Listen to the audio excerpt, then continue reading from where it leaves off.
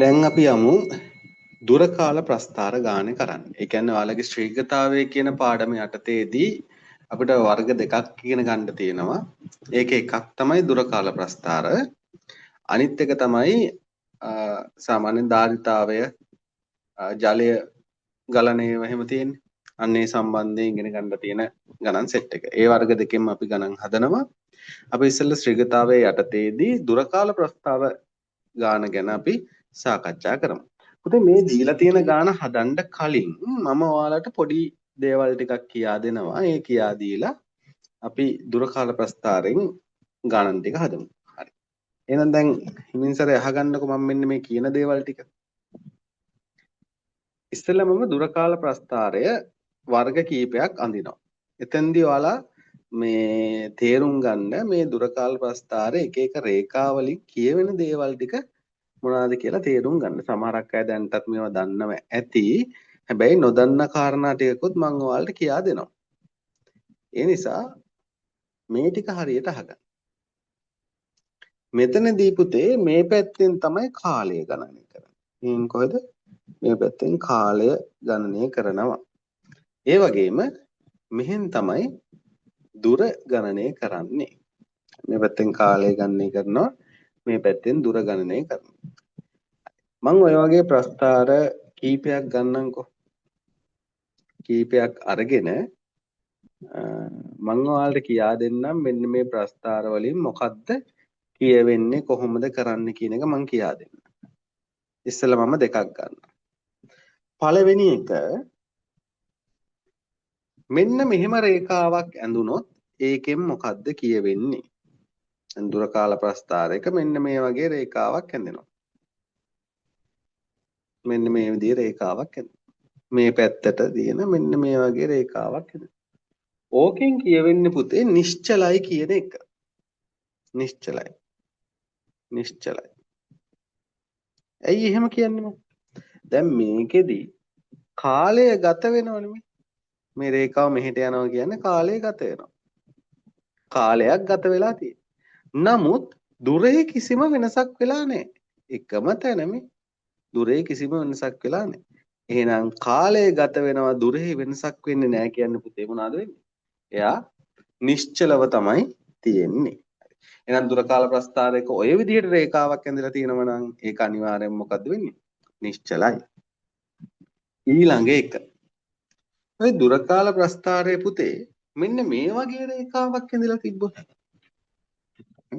මෙන්න මේ වගේ රේඛාවක් මෙන්න මෙහෙට ඇඳලා තිබ්බොත් මේක යම්කිසි වේගයකින් ගමන් කරනවා කියලා කියන්න පුළුවන්.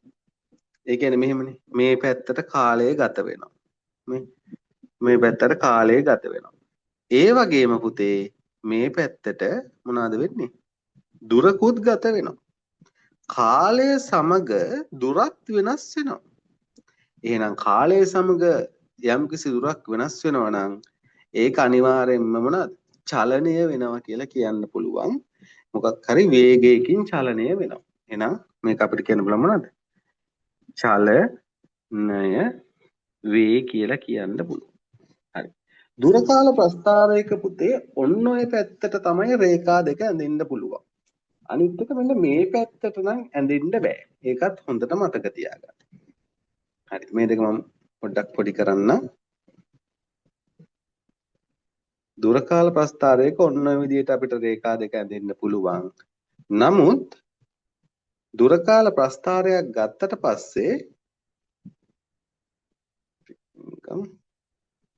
දුර කාල ප්‍රස්ථාරයක් ගත්තට පස්සේ පුතේ මෙන්න මේ විදිහට නම් ඇඳෙන්න බෑ.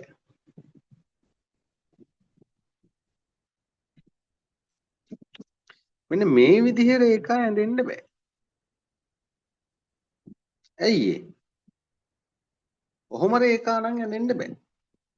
ඒ කියන්නේ දුර ආපස්සට පැමිණීමක් කියන එකක් නැහැ. හැබැයි විස්ථාපන කාල ප්‍රස්ථාරය ඔහොම ඇඳෙන්න පුළුවන්. හැබැයි දුර කාල ප්‍රස්ථාරය හැමතිස්සෙම ඇඳෙන්නේ පුතේ රේඛාව මොන පැත්තටද? මෙන්න මේ පැත්තට තමයි ඇඳෙන්නේ.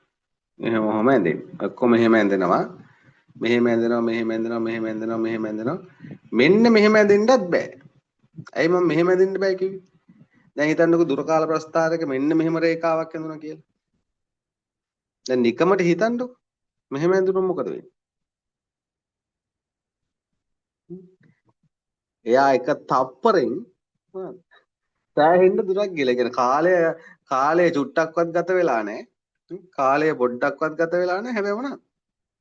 එන වේගකින් ගිහිල්ලා. ඒ කියන්නේ මෙහෙම වෙන්න බෑනේ නේ. එන යම්කිසි වේගයකින් යනවා නම් කාලයක් ගත වෙන්න අපේ. කාලය ගත වෙලා නැහැ. එයා යම්කිසි දුරක් අරගෙන. එහෙම ඇඳෙන්නත් බෑ. හරිද? ඒ නිසා දුර කාල ප්‍රස්ථාරයක් මොනවා වෙනවද? ඇඳෙන්න පුළුවන්. මං අන්න අර කියපු විදි දෙකට ඇඳෙන්න පුළුවන්. හරි. ඊට අමතරව පුතේ ඔයාලට කියන්න තියෙන්නේ දුර කාල ප්‍රස්ථාරයක් මෙන්න මේ වගේ ස්ථාන වලින් පටන් ගන්න පුළුවන්. මෙන්න මේ වගේ ස්ථානයකින් පටන් ගන්න පුළුවන්. දැන් ඔන්න ඔය වගේ ස්ථානයකින් පටන් ගත්තොත් ඒකෙන් කියවෙන්නේ මොකද්ද? දැන් බලන්න. මෙයා පටන් අරගෙන තියෙන්නේ මෙන්න මේ ස්ථානේ. දැන් හිතන්නකො පුතේ මෙන්න මේ වගේ වාහන දෙකක චලිතයක් තියෙනවා. දැන් අපි පොඩි උඩින් දීලා තියෙන වගේ කතාවක්. දැන් හිතන්නකො දෙන්නෙක් දුවනවා කියලා. හරි. දෙන්නෙක් දුවනවා. හරිද? එක් මේ B කියලා දෙන්නෙක් ඉන්නවා. මේ දෙන්න දුවනවා. හරිද? දැන් තරංගයකට මොකක් හරි ස්පෝර්ට් මීට් එකකට දුවන්න කියලා හදනවා කියන්නේ ඔය දෙන්න දුවනවා. දැන් ඔන්න මොකක් හරි වෙලා දැන් ඔන්න 1 2 3යි කියලා දුවන්න පටන් ගන්නවා. හරිද? ඔන්න දුවන්න පටන් ගන්නකොට වොච් එකේ කාලය මේ ඒ කියන්නේ ස්ටොප් වොච් එකේ කාලය ගණන් කිරීමත් ඔන්න ආරම්භ කරනවා. කාලය ගමන් කිරීම ආරම්භ කරත් ඔන්න ඒ කියන එක්කෙනා හරි වෙලාවටම දුවනවා. නමුත් B කියන එක්කෙනාට මොකක් හරි කකුලක් පැටලිලා හරි මොකක් හරි වෙලා එතනදී දුවා ගන්න බැරුව එයා ටිකක් වෙලා ගිහිල්ලා දුවනවා. අන්න එතකොට B ගේ චරිතය තමයි මෙන්න මේ තියෙන්නේ. ඒ කියන්නේ කාලය ගණනය කිරීම ආරම්භ කර ටික මොහොතකට පසු චලිතය ආරම්භ කරන සීන් එකක් තමයි මේ තියෙන්නේ. AB තරගයක වදිනවා. අර එක මේ ස්ටොප් වොච් එක ඔන් කරපු ගමන් ඒ දුවනවා. හැබැයි B ට දුවා ගන්න බැරි වෙනවා මොකක් හරි හේතුවක් නිසා. B ඒ දිව්වට පස්සේ ටික වෙලාවකට පස්සේ B දුවනවා. අන්න එයාගේ චලිතය තමයි මෙන්න මෙතනින් පටන් ගන්නෙ. මෙයාගේ චලිතය තමයි මෙතනින් පටන් ගන්න. පැහැදිලිද? එතකොට ඇඳෙන්නේ මෙහෙමයි. එතකොට කාලය ටිකක් ගෙවිලා ඉවරයි. හැබැයි එයා ආරම්භක ස්ථානයේම ඉන්නවා. කාලය ටිකක් ගෙවිලා ඉවරයි. නමුත් එයා ටික වෙලාවක් ගිහිල්ලා මමත් අරුගේ පස්සෙන් දුවනවා කියලා වැඩේ පටන් ගන්නවා. අන්න ඒ වගේ ප්‍රස්ථාරයක් තමයි මෙතන ඇඳෙන්නේ. ඊළඟට පුතේ මම ඔයාලට ඊගාවට කියා දෙන්නම්. මෙන්න ඕකත් ඔයාලා ඇඳගන්න. හරි මේක ඇඳ ගන්නකො නැත්නම් ඔයාලට මේ තේරෙන්නේ මෙන්න මේ වගේ එකක් ඇඳුත් ඕකෙන් කියවෙන්නේ මොකක්ද? කාලය ඔයාලා ලියා ගන්න මම කියන්නම්. කාලය ගණනය කිරීම ආරම්භ කර සුළු මොහොතකට පසු ගමන් කිරීම ආරම්භ කරයි. ඒ වගේ ප්‍රස්ථාරයක් තමයි මේ තියෙන්නේ. හැබැයි පුතේ ඕකේ අනිත් පැත්තේ සීන් එකක් වෙනවනේ. දැන් ඔය ස්පෝර්ට් මීට් වල එහෙම දැකලා ඇති. හරිද? ඕකේ අනිත් පැත්ත වෙනවා. මොකක්ද අනිත් පැත්ත ඕකේ? දැන් දුවන්න තියෙන හදිස්සියට හරිද? දුවන්න තියෙන හදිස්සියට අර තුවක්කුව පත්තු කරන්න කලින් සමහරක් ඒව මොනවද කරන්නේ? පැනලා දුවනවා. අය දැකලා නැහැ? ඒ වගේ සීන්. අන්න ඒ වගේ එකෙදි මොකද කොහොමද ඇඳෙන්නේ? ඒ වගේ එකෙදි ඇඳෙන්නේ මෙන්න මෙහෙම. මෙන්න මේ වගේ තැනකින් පටන් ගන්න. හරිද? ඕකෙන් කියවෙන්නේ මොකද්ද? ඕකෙන් කියවෙන්නේ කාලය ගණනය කිරීම ආරම්භ කරන්න කලින් ඒ කියන්නේ කාලය ගණනය කිරීම ආරම්භ කරනකොටම මේ මිනිස්සයා මොනවද මීටර් දෙකක් හරි මෙතන 2යි කියමු 2 මීටර වගේ ඌ දුවලා ඉවරයි. අය අර ස්ටොප් වොච් එක වෙන් ඔන් කරනකොටම අර මීටර දෙකක් විතර දුවලා ඉවරයි. ඒ කියන්නේ කාලය ගණනය කිරීම ආරම්භ මේ කරන්නත් කලින් එයා යම් කිසි දුරක් ගමන් කළේ නැහැ. ඒ කියන්නේ එයා චලනය වෙමින් පවතින එකක්. පැහැදිලිද? අන්න ඒ වගේ දෙයක් තීරණය කරන්න ඔන්න ඔය වගේ ප්‍රස්ථාර අඳිනවා. පැහැදිලිද? හරි දැන් එහෙනම් ඔයාලට තේරුණා දුරකාල ප්‍රස්ථාරක එන්න පුළුවන් ආකාර ටික මේ මේ වගේ තිබ්බොත් මොකද වෙන්නේ? නිශ්චලතාවයේ පවතිනවා. මේ වගේ තිබ්බොත් චලනය වෙනවා. ඊට පස්සේ මෙන්න මේ වගේ තිබ්බොත් කාලය ගණන් කිරීම ආරම්භ කරන්නත් කලින් දුරින් ගිහිල්ලා මෙන්න මෙතනින් වගේ ඇඳලා තිබ්බොත් මොනවද වෙන්නේ? කාලය ගමන් කිරීම ආරම්භ කරාට පස්සේ එයා චලනයේ යෙදිලා. හරි. දැන් පුතාලට පැහැදිලි මේකේ වැඩේ වෙන්නේ කොහොමද කියලා. හරි. දැන් බලාගන්න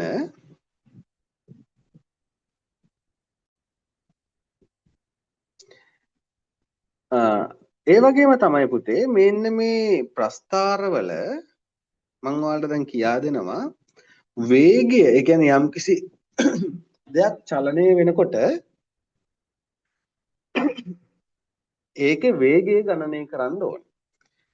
හැමතිස්සෙම පුතේ මේ වගේ ගානක් හදද්දී ඔයාලා වේගය ඒ කියන්නේ වේගය ප්‍රස්ථාරයේ අනුක්‍රමණය මගින් ලැබෙයි කියලා ලියන්න ඕනේ. එහෙනම් මොකද වෙන්නේ? මෙන්න මේක ලියන්න ඕනේ. වේගය ප්‍රස්ථාරයේ අනුක්‍රමණය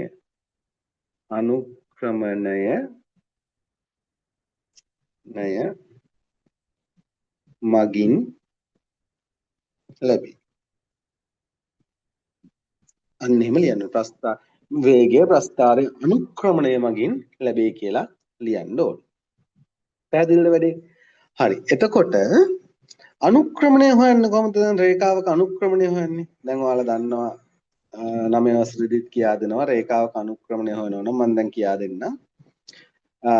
y ඛණ්ඩාංක වෙනස බෙදීම x ඛණ්ඩාංක වෙනස. y ඛණ්ඩාංක වෙනස බෙදීම x ඛණ්ඩාංක වෙනස. දැන් මෙහෙම ප්‍රස්ථාර දෙකක් තියෙනවා නම් හරිද? මේ ප්‍රස්ථාරේ අපි හිතමුකෝ මෙන්න මෙහෙම රේඛාවක් ගහලා තියෙනවා.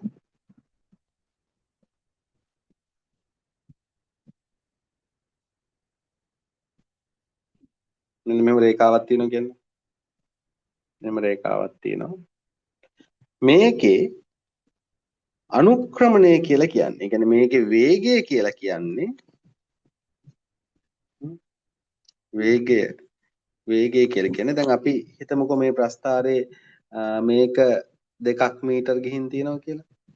ඊට පස්සේ ඒ අතර මේක ගිහින් තියෙනවා කියන්නකෝ තත්පර 5ක් මේ පැත්තට කාලය මේ පැත්තට දුර.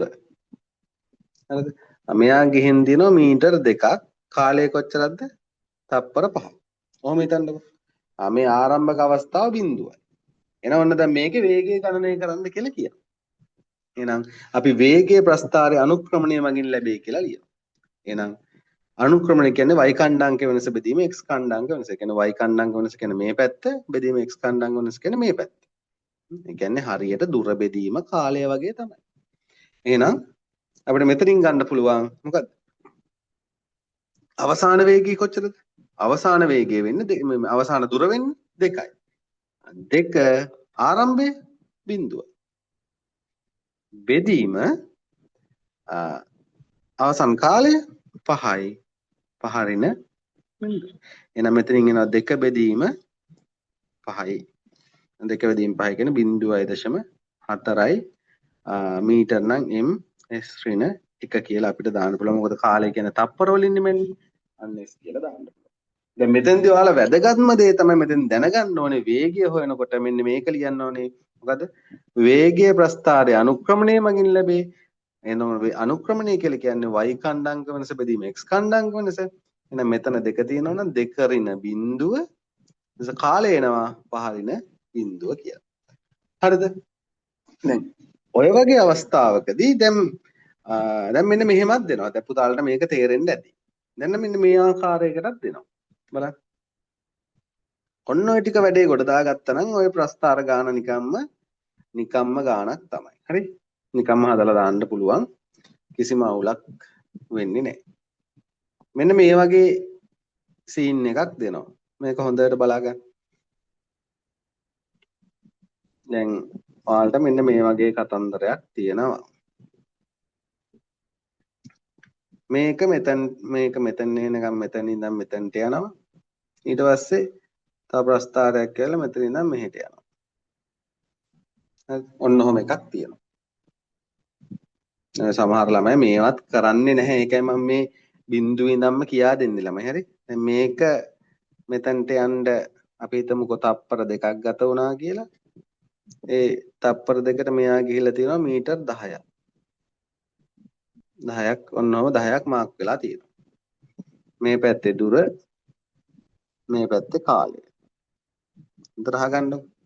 ඊට පස්සේ ආපහු මෙන්න මෙතනින් මෙහෙට මාක් වෙලා තියෙනවා 18ක්. ඊට මෙතනින් මාක් වෙලා තියෙනවා 6ක්. ඔහොම හිතන්නකො. මේක ඒ කොටස. මේක ඒ කොටස. මේක B කොටස. දැන් ඔයා ඒ කොටසේ වේගය ගණනය කරන්න නම් දන්නවා. දැන් මම අර ඉස්සෙල්ලා ගානේ කියා දුන්නේ. ඒක ප්‍රශ්නයක් නෑ. 10 එරෙන බිඳුව 10 මෙතන 10 10 එරෙන බිඳුවෙන් බෙදීම 2 එරෙන බිඳුව දාලා වැඩේ කරගන්න පුළුවන්. හැබැයි පුතේ B කොටසේ වේගය ගණනය කරන්න පුළුවන් නම් B කොටසේ වේගය. ඕකේ වේගය ගණනය කරන්න කිව්වොත් කොහොමද අපි ගන්නෙ? දැන් B කොටස පටන් ගන්න මෙතනින්නේ. B කොටසට අයිති මේ ටික විතරයි. මෙහි අයිති නෑ. හොඳයි. මෙහි අයිති නෑ. B කොටසට අයිති මෙන්න මේ ටික විතරයි. එතකොට B කොටස ආරම්භ කරන්නේ මෙතනින්. B කොටස අවසන් කරන්නේ මෙතනින්. එහෙනම් අපි වේගය බලනකොට අවසන් කරන වේගයෙන් මේ අවසන් කරන දුරෙන් ආරම්භක දුර අඩු කරන්න ඕනේ. මෙන්න මේ වගේ. දැන් බලන්න මේක අවසන් කරලා තියෙන්නේ 18න්. 18. එහෙනම් ආරම්භ කරලා තියෙන්නේ 10න්. B කොටස ගැන මම කියන්නේ හොඳේ. එහෙනම් මොකද වෙන්නේ? 18න් අඩු කරනවා 10. ඒක බෙදනවා B කොටස අවසන් වෙනකොට කාලය 6යි. B කොටස ආරම්භ වෙනකොට කාලය 2යි. එහෙනම් 6න් අඩු කරනවා 2. මෙන්න මේ කෑල්ල ලියන්න ඕනේ. වේගයේ ප්‍රස්ථාර අනුක්‍රමණය මගින් ලැබෙයි කියලා ඒ සීන් එක ලියන්න ඕනේ. හොඳේ. එහෙනම් 18න් 10ක් ගියාම 8යි. 6න් 2ක් ගියාම 4යි. 8 බෙදීම 4යි කියන්නේ 2යි ms ඍණ 1 කියලා එනවා. පැහැදිලිද? ඔන්න ඔය කතන්දරේ පුතේ මතක තියාගන්න. ඕක දැන් මෙච්චර වෙලා කියා දීපු ටික තමයි දැන් ඔය උඩ ගානේ අපිට ගාන හදන්න යොදව ගන්න වෙන්නේ.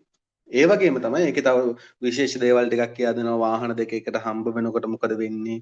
ඊට පස්සේ එකම වේගයකින් යන්න නම් මොනවද කරන්න ඕනේ? කතන්දර ටිකක් ඒ ගානේදී මම කියා දෙනවා. දැන් මූලික වශයෙන් දැනගන්න ඕනේ දුරකාල ප්‍රස්ථාරයක් දුන්නාම වේගය ගණනය කරන්නේ කොහොමද? ප්‍රස්ථාරය අනුක්‍රමණය මගින් ලැබෙනවා.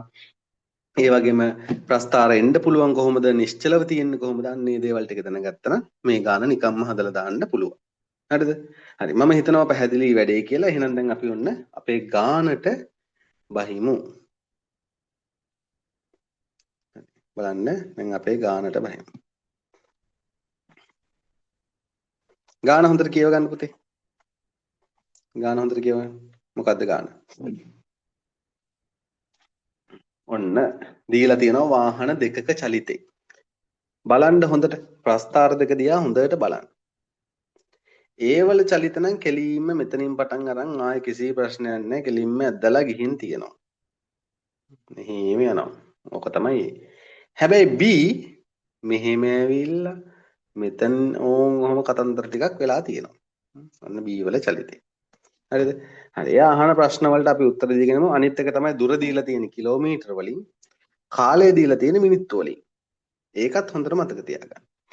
දැන් මෙතනදී මට ඔයාලට කියා දෙන්න ඕනේ මේ ඔය කාලේ මිනිත්තු වලින් දීලා තිනකොට ඔක පැයට කිලෝමීටර වලින් එහෙම ලියනකොට කතන්දර ටිකක් තියෙනවා. ඒ නිසා හොඳට අහගන්න මේ වැඩේ කරන විදිය. අපි ගානෙන් ගානට කරගමු. B බස් රථයේ පිටත් වූයේ A බස් රථයේ පිට වී කොපමණ කාලයකට පසුද? දැන් අර මං කිව්වේ පුතේ. මෙයා මෙතනින් පටන් ගන්නවා කියලා කියන්නේ ඒ බස් රථයේ ගමන ආරම්භ කරලා ටිකක් වෙලා ගිහින් තමයි මෙයා වැඩේට සෙට් වෙලා තියෙන්නේ. දැන් ඔයාලා කියන්නකෝ කොපමණ කාලයකට පසුවද? මේ කියන්නේ 20න් නිසා මෙතන ඉඳන් මෙතනට 20යි 40යි 60යි. එහෙනම් මෙයා මෙතනින් පටන් ගන්න තියෙනවා නම් ඔයාලා කෙලින්ම ලියන්න කොච්චරද? මිනිත්තු 10කට පසු. පළවෙනි ප්‍රශ්නට උත්තරය ලියා ගන්න පුළුවන් අපිට. මොකද්ද? මිනිත්තු 10කට පසු. මිනිත්තු 10ක් කියලා ලියුවා නම් ඇති. හරි. ඊට පස්සේ කියනවා B බස් රථයේ A බස් රථයේ පසු කරන්නේ. B බස් රථයේ A බස් රථයේ පුතේ ගියාට යම්කිසි අවස්ථාවක B බස් රථයේ පරක්කු වෙලා ගියත් A බස් රථයේ පසු කරනවා. දැන් පසු කරනකොට මොකද වෙන්නේ? දැන් අන්න හොඳට කල්පනා කරලා බලන්න. බස් රථ දෙකම එකම ස්ථානයෙන් පටන් ගත්තා නම් හරිද? ඒ වගේම අරක පරක්කු වෙලා ගියාට පසු කරන අවස්ථාවේදී මොකද වෙන්නේ? අනිවාර්යයෙන්ම පසු කරනවා නම් ඒ දෙන්න ගමන් කරලා තියෙන දුර මොකද වෙන්න ඕනේ? සමාන වෙන්න ඕනේ. පසු කරන අවස්ථාව එච්චරයි. අය කාලය අපිට අදාළ නැහැ. අබේ B බස් රථයේ පරක්කු වෙලා ගියාද කලින් දැන් B බස් රථයේ පරක්කු වෙලා ගියා නම් වේගෙන් ගිහිල්ලා A බස් රථය අල්ලන්න පුළුවන් නේ. ඒ වගේ සීන් තියෙනවනේ. හරිද? හැබැයි බස් රථ දෙක එකට හමු වෙන වෙලාවේ අනිවාර්යයෙන් මේ දෙන්න ගමන් කරපු දුර මොකද වෙන්න ඕනේ? සමාන වෙන්න ඕනේ. දැන් හිතන්නකො මෙහෙම. දැන් මොකක් හරි නගර දෙකක් තියෙනවා. හරිද? දැන් කොළඹ ඉඳන් අපි හිතමුකෝ කඩවතට යනවා කියලා. කොළඹ ඉඳන් කඩවතට යනවා. ඔන්න කොළඹින් එක වෙලාවක බස් එකක් පිටත් වෙලා කඩවත බලා යනවා. ඔන්න තව ටිකක් පරක්කු වෙලා ගිහිල්ලා තව බස් රථයක් කොළඹින්ම පිටත් වෙනවා. හැබැයි ඒක වේගෙන් ගිහිල්ලා කඩවතට යන්න කලින් කිරිබත්ගොඩදී මොකද වෙන්නේ? අර බස් රථය හමු වෙනවා. දැන් එතකොට මොකද වෙන්නේ?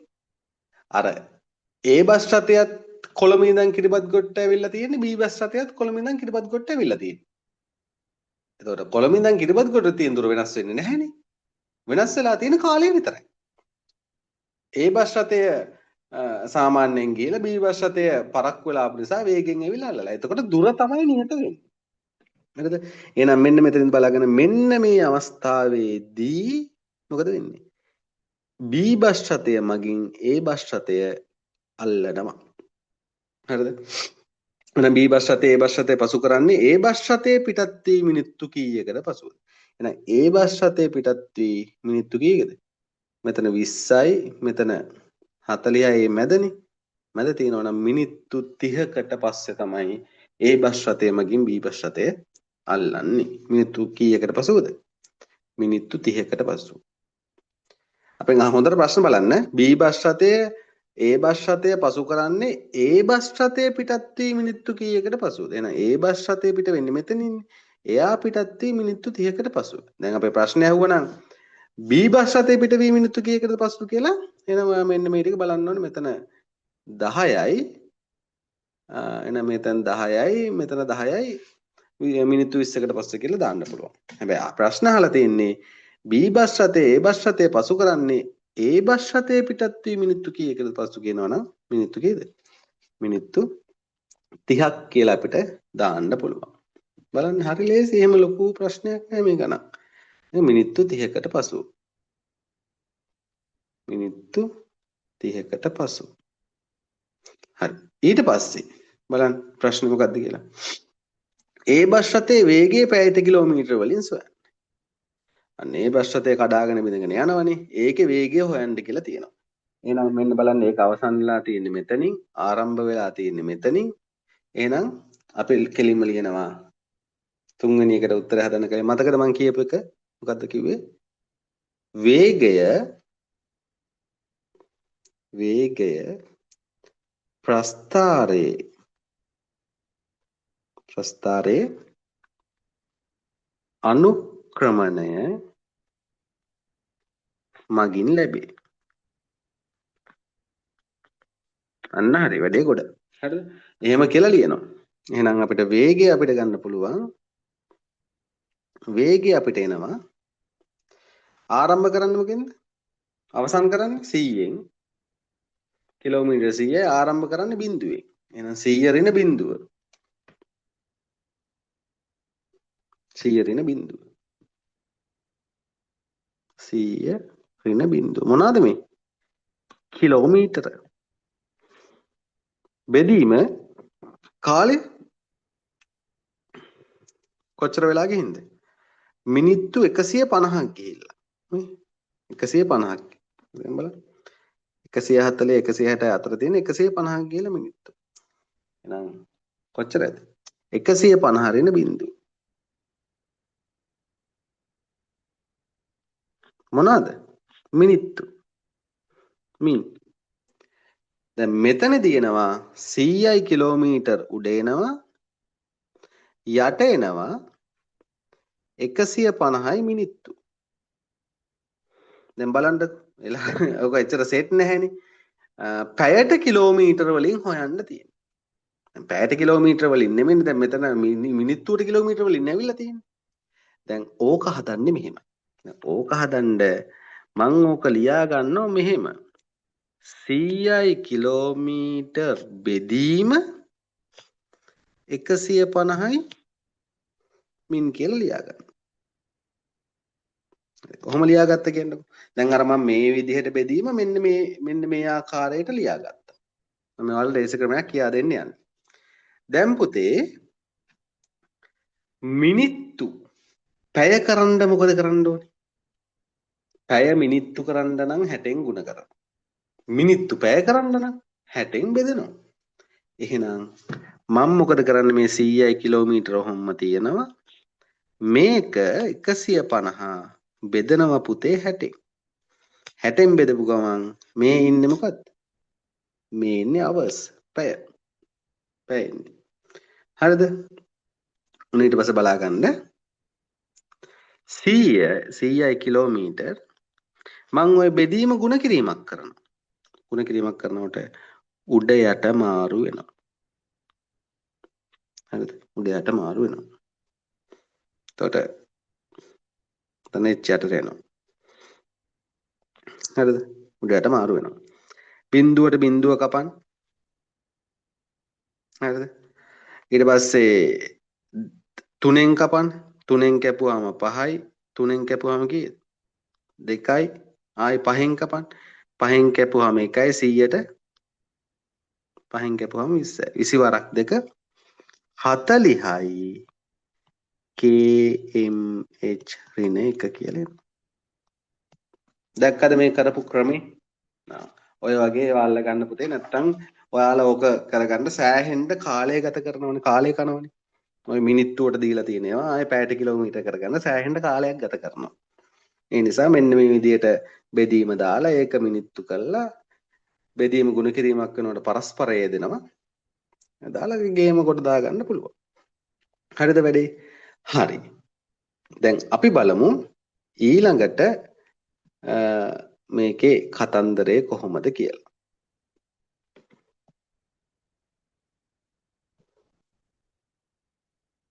හරි. ඔව් වගේ විදිහට තියෙනවා. හරි ඊට පස්සේ පුතේ අපිට කියනවා කාර්මික දෝෂයක් නිසා බී බස් රථය අතරමඟ නවත්තා තැබීමට සිදු වුණා. දැන් මේක නතර කරලා තියෙන්නකෝ.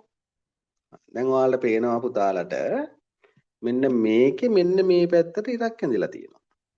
ඔය කියන්නේ චලනයක් සිද්ධ වෙන්නේ නැහැ. දුරක් ගත වෙන්නේ නැහැ. හැබැයි කාලයක් ගත වෙනවා. දුරක් නම් ගත වෙන්නේ නැහැ. නතර කළා තමයි තියෙන්නේ. හරිද?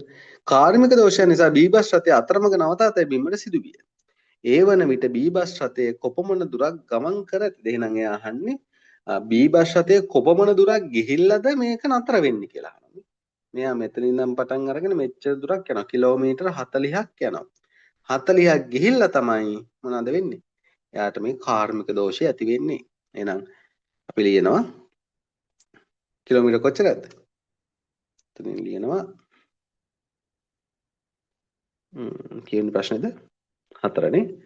කිලෝමීටර 40ක් දුර ගොස් 40යි කිලෝමීටර දුර ගොස් නවතී. වැඩේ හරි. දැන් මොකද වෙන්නේ? ඔන්න දැන් සුපිරි කෑල්ලක් තියෙනවා. හරිද? පැයකට පසු දැන් මේ මනුස්සයා පැයක් නතර කරලා තියෙනවා බස් රථේ කැඩිලා ඔන්න පැයක් මග. හැබැයි ඒ බස් රථේ නැවතිලාද නැහැ. ඒ බස් රථේ අරසෝල යනවා. හරිද? ඌ නවත්තන්නේ නැහැ. ඔය දැකලා තියෙනව නේද බස් තරඟෙට යනවා. හරිද? එතකොට කොහොම හරි බී බස් රථය කැඩිලා ඔන්න නවත්තන් තියෙනවා. නේද? පැයකට පසු කාර්මික දෝෂය සකසාගත් බී බස් රථය නැවතත් ගමන් ආරම්භ කරයි. පසුව ඒහා බී බස් රථ දෙකම එකම මොහොතේ අනුරාධපුරයට පැමිණියේ නම් ඒ සඳහා කාර්මික දෝෂයෙන් පසු බී බස් රථයේ ගමන් කළ වේගය දැන් පුතාලා කියන්නකෝ දැන් බස් එක නවත්තලා තියලා දෙන්නම එකම වෙලාවට මොනවාද අනුරාධපුරයට යන්නත් බී බස් එක මොනවා වෙන්න ඕනද යන්න නෙමෙයි විදින්නයි ඕනේ හරිද ඒ කියන්නේ හොඳ වේගකින් යන්න ඕනේ එහෙනම් අපෙන් අහනවා මේ බී බස් රථයේ ගමන් කරන්න ඕනේ වේගය කොච්චරද කියලා අහනවා එහෙනම් ප්‍රස්ථාරේ ගාවට අපි ආවොත් පුතේ ප්‍රස්ථාරේ ගාවට ආවොත් දැන් බී බස් රථයේ අපි ගමන් කරන්න පටන් ගන්න කොතනින්ද දැන් කාර්මික දෝෂයත් ඉවරයි මෙන්න මෙතනින් වැඩේ මෙන්න මේ හරියෙන් තමයි වැඩේ ආරම්භ කරන්න යන්නේ දැන් ආරම්භ කළා මෙයා මොනවා වෙන්න ඕනද දැන් ඒ බස් රථය අනුරාධපුරේ කිලෝමීටර් 100ක් අනුරාධපුරයට යනකොට ටයිම් එක මිනිත්තු 1 මේ මිනිත්තු 150ක් ගිහිල්ලා හැබැයි දැන් මේ මිනිස්සයා මෙතනට කිලෝමීටර් 40ක් ඇවිල්ලා නවත් පැයක් විතර කාර්මික දෝෂය හදාගෙන ඉවරයි දැන් මෙයා යන වෙලාවටම මෙයාත් යන්න ඕනේ. එහෙනම් අනිවාර්යයෙන්ම රේඛාව මෙන්න මේ විදිහට ඇඳෙන්න ඕනේ. ඔන්න ඔය විදිහට රේඛාව ඇඳෙන්න ඕනේ. ඔන්න ඔය විදිහට ගියොත් මොකද වෙන්නේ? අරයා කාර්මික දෝෂය තිබුණා කියලා මේ කාර්මික දෝෂය තිබ්බ කියලා එයාට ප්‍රශ්නයක් වෙන්නේ නැහැ. මොකද මෙයා මේ වේගෙන් ගියොත් එහෙම අනිවාර්යයෙන්ම ඒ බස් රථේ යන මොහොතේම ඒ වෙලාවෙදිම කිලෝමීටර් 100ක් දුර නිම කරන්න පුළුවන්. අපෙන් අහන්නේ මෙන්න මේ වේගය කොච්චරද කියලා. හරි. එහෙනම් එයා ඒ වේගය කොච්චරද කියලා බලන්න නම් අපි ඉස්සෙල්ලාම ලියනවා මොකද්ද පුතේ මම දැන් ඉස්සෙල්ලා කිව්වා වගේ වේගය ප්‍රස්ථාරයේ අනුක්‍රමණයෙන් ලැබේ. අනුක්‍රමණයෙන් ලැබේ කියලා ලියනවා. හරිද? එහෙම ලියලා අපි මොකද කරන්නේ? වේගය කියලා දාලා අපි හොයමු. වේගය බලමු මෙයා කොච්චරක වේගයකින් යන්න ඕනද කියලා. හරි මෙයාගේ අවසාන දුර කීයද? අවසාන දුර පුතේ කිලෝමීටර් 100යි. හරිද? එයා මේ වේගෙන් ගමන් කරන්න ආරම්භ කරන දුර කිලෝමීටර් 40යි. එහෙනම් 100න් 40ක් අඩු කරනවා. අවසාන දුර 100යි 100න් 40ක් අඩු කරනවා. ඔය මොනවද? කිලෝමීටර. ඒ වගේම මෙයා ඒකට ගත කරන කාලය මෙයා ඒ කිලෝමීටර් 100 යද්දි කාලය 150ක් ගත කරනවා. ආයි එයා කාලය ආරම්භ කරන්නේ 110යි. 110යි. එහෙනම් එයා අවසන් කරන්නේ 150න් ආරම්භ කරනවා 110න් කාලය. මිනිත්තු. ඔන්න ඔච්චර වේගකින් යනවා. දැන් අපි මේක සුළු කරලා ගමු. 100න් 40ක් ගියාම 60යි කිලෝමීටර. එහෙනම් මෙයාට තව කිලෝමීටර 60ක් යන්න තියෙනවා. ඒ සඳහා ගතවන කාලය 100 මේ 150 110ක් ගියාම 40යි මිනිත්තු. කියන්නේ මිනිත්තු 40කින් කිලෝමීටර 100 කිලෝමීටර 60ක් ගමන් කරන්න ඕනේ. අන්න ඒ සඳහා අවශ්‍ය කරන වේගය දැන් අර විදිහටම අපි වැඩේ කරමු. පුතේ දැන් දන්න ඔයාලා 60යි කිලෝමීටර බෙදීම 40යි මිනිත්තු. හරිද? දැන් ඒ විදිහටම අපි කරමු 60 කිලෝමීටර. දැන් මිනිත්තු 40 පැය කරගන්න මොකද කරන්න ඕනේ? 40 බෙදනවා කීයද? 60. පැය වුණා. ඔන්න පැය. දැන් ඕක අපි කරන්නේ 60යි කිලෝමීටර ගුණ කරනකොට උඩ යට මාරනවා උඩට 60 එනවා යටට 40 එනවා. මේ h එකත් යට එනවා. හරිද? ඊට පස්සේ දැන් ඔන්න බලමු. මේ බිඳුවට මේ බිඳුව කැපෙනවා. හරිද? මෙයාට දෙකේ ඒවා 2යි 6ට දෙකේ ඒවා 3යි. ඒ වගේම 2ට දෙකේ ඒවා 1යි 60ට දෙකේ ඒවා 30යි. 30 වරක් 3 90යි kmh ඍණ 1. එහෙනම් මෙයා මොනවද කරන්න ඕනේ? අඩියටම පාගලා යන්න ඕනේ පැයට කිලෝමීටර් 90ක වේගයකින්. හැබැයි එක මොහොතක හරි ඔය වේගය පොඩ්ඩක් හරි අඩාල වුණොත් මෙයාට අනුරාධපුරයට අර යන වෙලාවටම යන්න වෙන්නේ නැහැ. එහෙනම් මෙන්න මේ කෑල්ල තුල පැයට කිලෝමීටර් 90ක වේගයකින් ගියා නම් මෙයාට කාර්මික දෝෂයක් වෙලා මග නතර වෙලා හිටියා කියලා අවුලක් නැහැ. ඒ බස් රථය අනුරාධපුරයට දාද්දිම අරයත් පස්සෙන් ඇවිල්ලා සිංගාද්දි එකම මොහොතේ බී බස් රථයක් දෙන්නම දාන්න පුළුවන්. පැහැදිලිද වැඩේ? හරි. අන්න ඒ විදිහට අපේ බස් ගාන ඉවර වෙනවා. හරිද? දැන් ඔයාලා බස් එකේ එහෙම යද්දි මතක් වෙන්න ඕනේ සර් මෙන්න මේ වගේ බස් ගානක් දුන්නා. හරිද? මේක වේගෙන් යනවා. එහෙනම් අර බස් එක අල්ලන්න තමයි යන්නේ. එතකොට ඔයාලට ප්‍රස්ථාර ඇඳි ඇඳි පේන්න ඕනේ. හරි? බස් එකේ යද්දි එහෙම. හරි. දැන් එහෙනම් ඔන්න කියා දීපු ටික හොඳට ඔලුවට දාගන්න කිසි ප්‍රශ්නයක් නැතුව මේ ගමන ඔය වගේ ගානක් ආවොත් ගේම ගොඩ දාගන්න. හරි. පුතේ ශ්‍රීගතාවේ යටතේ තියෙන ප්‍රස්ථාර ගාන ඉවර කරනවා. දැන් ඊළඟට අපිට තියෙනවා පුතේ 11 වෙනි ගාන වලට ශ්‍රීගතාවේම කොටසක් තමයි ඒක. ටැංකියකට ජලය පිරෙනවා, ඊට පස්සේ ජලය ලීක් වෙනවා. අන්න ඒ වගේ සීන් එකේ තියෙන ගානක් හදන්න තියෙනවා. අපි ඒ ගානට යමු.